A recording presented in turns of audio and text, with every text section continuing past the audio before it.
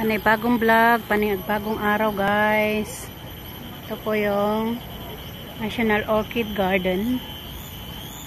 Ayan. Ito po, makikita po natin ang iba't ibang klase ng orchids. Ayan guys. Papasok tayo sa loob kahit sandali lang para makita po natin ang nakaka-amaze na botanical garden. Super ganda, super beautiful siya kasi ano siya, puro fresh po siyang orchids. Ayan. Puro fresh na orchids. Kaya kayo po ay maa-amaze iba't ibang klase ng orchids.